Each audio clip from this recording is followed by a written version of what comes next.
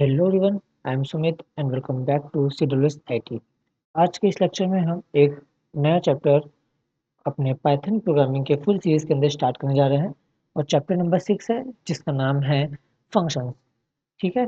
और ये जो सीरीज हमारी चल रही है, ये सीरीज हमारी ओ लेवल स्टूडेंट्स के लिए स्पेशलाइज्ड है और अदर स्टूडेंट्स जो बीसीए बीटेक या जो अदर से पाइथन सीख रहे हैं वो सारे इस लेक्चर्स को अटेंड कर सकते हैं। तो चलिए स्टार्ट करते हैं बिना कोई टाइम वेस्ट किए। तो आज से हम चैप्टर 6 स्टार्ट कर रहे हैं और इसके पिछले लेक्चर्स में हमने चैप्टर 5 तक कंप्लीट कर लिया है। तो चैप्टर 6 के अंदर हम पढ़ेंगे फंक्शंस क्या होते हैं, अप्रोच क्या होते हैं, फंक्शंस कैसे क्रिएट किए जाते हैं, रिकर्शन फंक्शंस, आर्गुमेंट्स, पैरामीटर्स और भी सारे इंपॉर्टेंट टॉपिक्स जो ओ लेवल के रिलेटेड महत्वपूर्ण है वो सारी चीज़ें यहाँ पे कवर करने वाले हैं। तो चलिए देखते हैं यहाँ पे क्या है।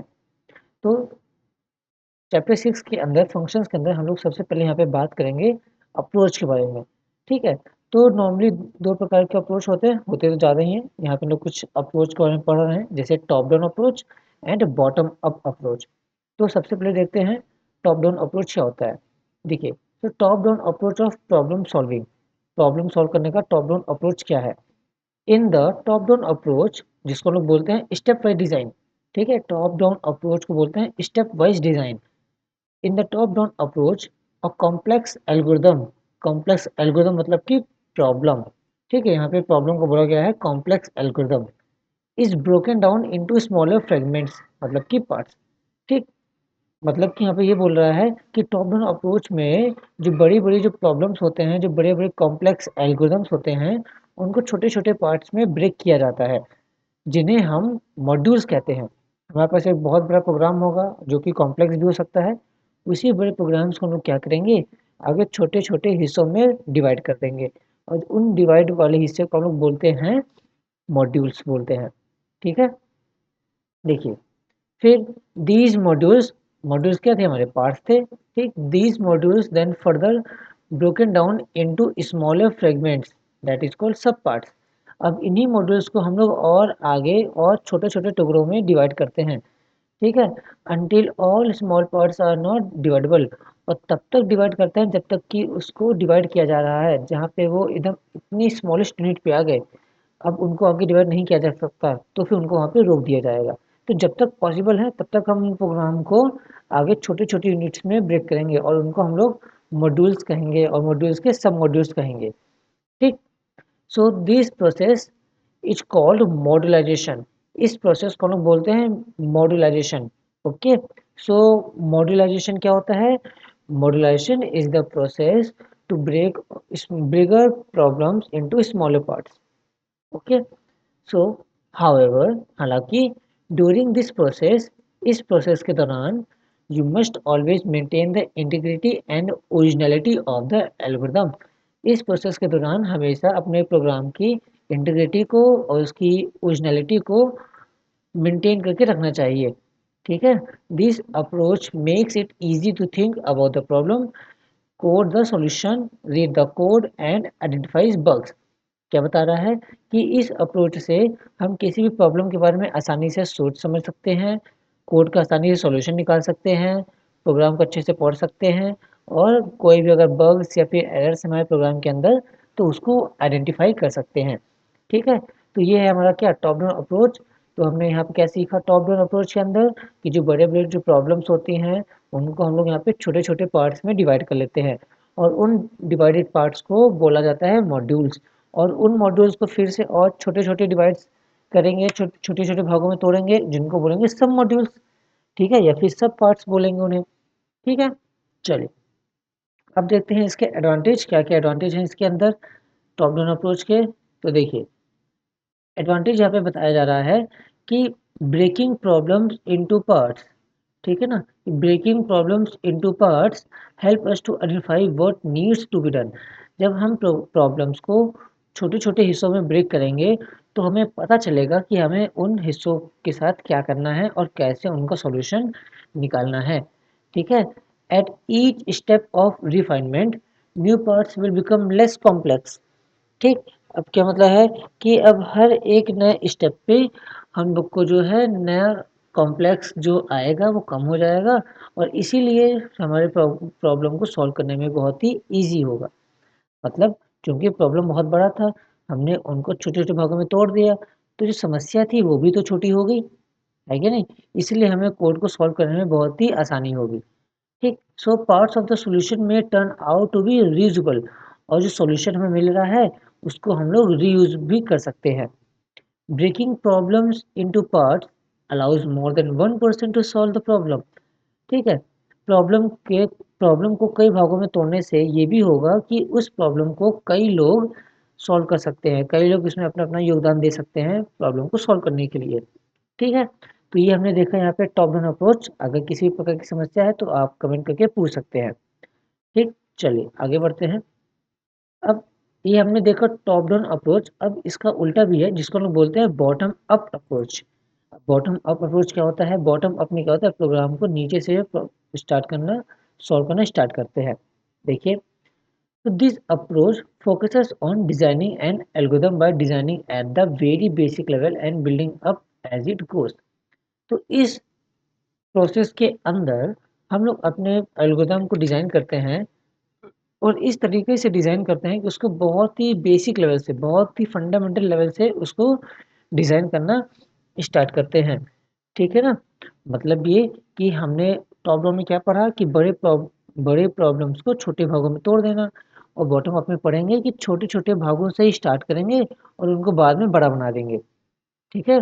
On this approach, the modules are designed individually and then integrate together to form a complete algorithm design. ठीक, देखिए ये बताया ना यहाँ पे कि इस अप्रोच के अंदर जो मॉड्यूल्स होते हैं उनको अलग अलग करके डिज़ाइन किया जाता है, उनको सॉल्व किया जाता है और बाद में उनको एक कंप्लीट डिज़ाइन बनाने के लिए उनको जोड़ दिया जाता है। ठीक है, मतलब क्या हुआ कि बड़े बड़े प्रोग्राम थे, पहले हमने उनको छोटे छोटे हिस्सों में तोड़ दिया जिसको हमने बोला टॉप डाउन अप्रोच। यहाँ पे क्या है, यहाँ पे हमने छोटे छोटे प्रोग्राम से ही स्टार्ट किया और उनको हमने फिर बाद में जोड़ के बड़ा प्रोग्राम बना दिया। ठीक है, ये so in this method each and every module is built and tested at individual level। तो इस मेथड के अंदर प्रत्येक यूनिट जो है अलग अलग करके टेस्ट किया जाता है जिसको हम बोलते हैं यूनिट टेस्टिंग। मतलब एक सिंगल सिंगल पार्ट को भी यहाँ पे टेस्ट किया जाएगा कि क्या वो पार्ट प्रॉपर्ली काम कर रहे हैं या फिर नहीं। यूनिट टेस्टिंग उसको बोला जाता है। Prior to integrating them to build a concrete solution, मतलब उनको ठोस सॉल्यूशन बनाने से पहले उनको अच्छी तरीके से हर एक स्टेज पे, हर एक लेवल पे उनको टेस्ट किया जाता है, जिसको बोला जाता है बॉटम अप अप्रोच। समझ में आया? तो देखिए यहाँ पे हमने क्या पढ़ा अभी तक कि जो टॉप डाउन अप्रोच है, टॉप डाउन अप्रोच में मान लीजिए हमारे पास एक बड़ा सा मॉड्यूल होगा और इनको हम लोग यहाँ पे छोटे-छोटे सब मॉड्यूल्स में यहाँ पे तोड़ देते हैं। ठीक है? ताकि हमारा जो प्रॉब्लम है वो आसानी से हम उसको सॉल्व कर सकें। लेकिन बॉटम अप में क्या होगा, हमारे पास पहले से ही छोटे-छोटे पार्ट्स होंगे जिन जिन पे हम अलग-अलग करके काम कर रहे हैं और बाद में हम इन्हीं प्रॉब्लम्स को यहाँ पे आसानी से जोड़ के उनको एक बड़ा प्रोग्राम बना देंगे। ठीक, ये काम करता है यहाँ पे। ठीक, समझ में आया? चलिए, अब देखते हैं आगे। इसके बाद यहाँ पे देखेंगे हम लोग कि मॉड्यूलर प्रोग्रामिंग एंड फंक्शंस क्या होते हैं और कैसे काम करते हैं। तो देखिए, so modular programming and functions, modular programming क्या होती है और फंक्शंस क्या होते हैं? A group of functions, variables and classes saved to a file, कि किसी फाइल के अंदर फंक्शंस के ग्रुप को, वेरिएबल्स को, क्लासेस को सेव किया जाता है। Which is nothing but module, जो कुछ भी नहीं बस एक मॉड्यूल होता है। In Python every Python file act as module, Python के अंदर प्रत्येक पाइथन फाइल एक मॉड्यूल की तरह बिहेव करती है। Modular programming is a technique to split your code into separate parts। Modular programming जो है एक प्रकार की टेक्निक है जहाँ पे हम लोग अपने कोड को एक छोटे-छोटे पार्ट्स में ब्रेक कर देते हैं और these parts are called modules और इन्हीं पार्ट्स को क्या बोलते हैं? मॉड्यूल्स बोलते हैं। ऑन अदर वर्ड्स, दूसरे शब्दों में, minimization of dependencies is the goal. Modular programmings are usually easier to code, debug, change the huge programs। अब यहाँ पे इसका क्या मतलब हुआ कि दूसरे शब्दों में इस डिज़ाइन में सिस्टम के अलग अलग पार्ट्स को एकदम डिटेल में स्पेसिफाई किया गया है और भागों को बड़े कंपोनेंट्स के रूप में जोड़ा जाता है जो बदले में एक कंप्लीट सिस्टम बनाने तक जुड़े होते हैं। ठीक है।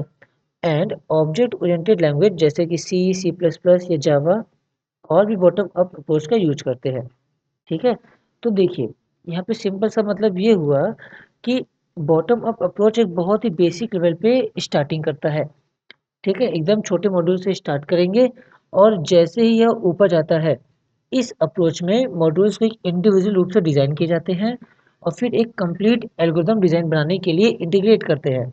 इसलिए इस मेथड में प्रत्येक मॉड्यूल को ठोस सॉल्यूशन बनाने के लिए इंटीग्रेट करने से पहले इंडिविजुअल लेवल पे टेस्ट और क्रिएट किया जाता है। सिंपल सा मतलब आप समझिए यहाँ पे एक बार में कि छोटे-छोटे लेवल से स्टार्ट करेंगे, उनको टेस्ट करेंगे और बाद में उनको जोड़ के एक बड़ा प्रोग्राम बना दिया जाएगा। बस इतनी सी बात है। ठीक है? चलिए, आई होप आपको समझ में आई होंगी सारी चीज़ें। अगर नहीं, तो आप इनको एक बार फिर से देखिए, आपको अच्छे से चीज़ें समझ में आ जाएँगी। अगर फिर भी नहीं आती हैं, तो आप उन्हें हमें कमेंट करके बता सकते हैं। देखिए, अब आते हैं आगे, देखेंगे कि बेनिफिट्स क्या-क्या हैं इसके। ठीक है? आ जाते हैं बेनिफिट्स के अंदर। So efficient program development and less code have to be written. जो प्रोग्राम डेवलपमेंट है बहुत ही कुशलता से होता है और जो है बहुत ही कम कोड लिखा जाता है। Simple and easy to understand, easy of debugging and modifying. समझने में बहुत ही सिंपल है, डिबग करने में बहुत ही आसान है और मॉडिफाई करने में बहुत ही ज़्यादा आसान है। A single procedure can be developed for reuse। एक सिंगल प्रोसीजर को रीयूज के लिए डेवलप किया जा सकता है। Elimination of the need to retype the code many times. ठीक है, कोड को बार बार एलिमिनेशन के लिए लिखा जा सकता है। The same code can be used in many applications. उसी सेम कोड को अलग अलग एप्लीकेशंस के लिए भी रीयूज किया जा सकता है। ठीक है, समझ रहे हैं कि यहाँ पे हमने छोटे छोटे प्रोग्राम्स बनाया, तो छोटे छोटे जो पार्ट्स थे वो तो इंडिविजुअल हैं, वो तो सिंगल है, वो तो डिपेंडेंट नहीं है किसी के ऊपर। तो उनको हम लोग कभी भी किसी भी टाइम पे उसको फिर से यूज कर सकते हैं प्रॉब्लम को। ठीक है। देखिए, modular programming allow many programmers to collaborate on the same applications. इससे जो प्रोग्रामर्स है वो हमारे प्रॉब्लम्स में कोलैबोरेट कर सकते हैं और अपना योगदान दे सकते हैं। The scoping of variables can easily be controlled. और इसमें जो वेरिएबल्स के जो स्कोप होते हैं उसको आसानी से कंट्रोल किया जा सकता है। ठीक है। ये हुआ बेनिफिट्स यहाँ पे कि बेनिफिट्स क्या है, रीयूजेबिलिटी है, इजी टू कोड है, इजी टू अंडरस्टैंड है। ठीक है, ये सारे यहाँ पे बेनिफिट्स इसके हैं मॉड्यूलर प्रोग्रामिंग के, और हम लोग इसी पे ही तो काम कर रहे हैं। ठीक है। चलिए, अब देखते हैं फंक्शंस। फंक्शंस क्या होते हैं, कैसे क्रिएट करते हैं और कैसे कॉल करते हैं। फंक्शंस बहुत ईजी होते हैं, बहुत ज़्यादा ईजी हैं, आपको कुछ खास मेहनत करनी नहीं पड़ेगी यहाँ पे। देखिए, a function is a set of statement that takes input. ठीक है, फंक्शन क्या है, फंक्शन एक प्रकार का स्टेटमेंट का एक सेट है जो इनपुट लेता है, do some specific task and produce output. जो इनपुट लेता है, कुछ एक पर्टिकुलर टास्क को करता है और आउटपुट प्रोड्यूस करता है। ठीक है, तो function is like a machine which takes input from us, process it and then produce the output. Okay.